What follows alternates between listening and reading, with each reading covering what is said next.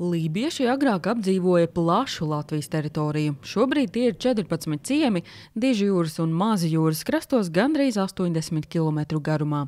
Uz Lībiešu krastu ved 3 autoceļi. Šis ir ceļš no Dundagas uz Mazirbi, un šajā skatu tornī labos laika apstākļos tālumā var redzēt Dižjūru. Šī ir arī viena no 3 vietām, kur šobrīd uzlikta kultūrvēsturiskās teritorijas zīme, kas lībiešu un latviešu valodās norāda uz iebraukšanu Lībiešu krastā. Par to, lai starp 2 jūrām lībiešu valoda arī būtu redzama, lībieši cīnās jau vairākus gadus.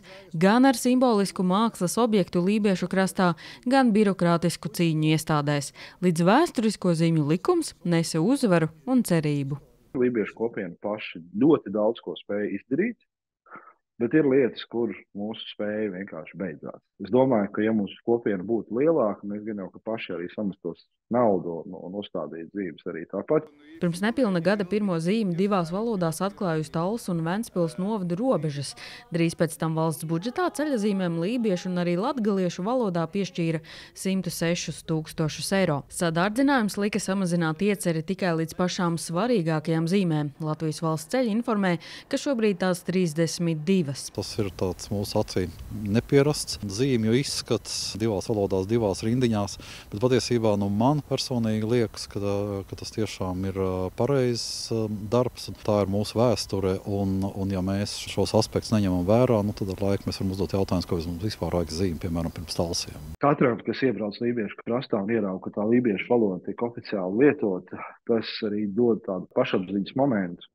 Bet arī katram turistam, katram Lībiešu krasta apmeklētājam, tas liek varbūt aizdomāties, dziļāk interesēties un meklēt Lībiešu krastā lībiešu pēdas, meklēt tos turismu produktus, kas piedāvā tradicionālos darinājumus, un tas ir ļoti nozīmīgi arī no ekonomikas attīstības viedokļa Lībiešu krastā. Lībieši cer, ka nākotnē zīmju būs vairāk un jāpiestrādā būs arī pašvaldībām ar atbilstošām ceļzīmēm, aprīkojot pašvaldībām piederošos ceļus.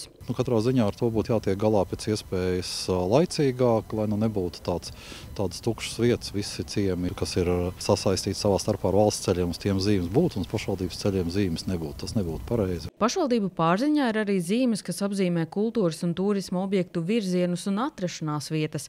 Tikmēr arī paši vietējie rūpējas, lai lībiešu valoda redzama gan vides objektos, gan arī vietējā Mazirbas veikalā.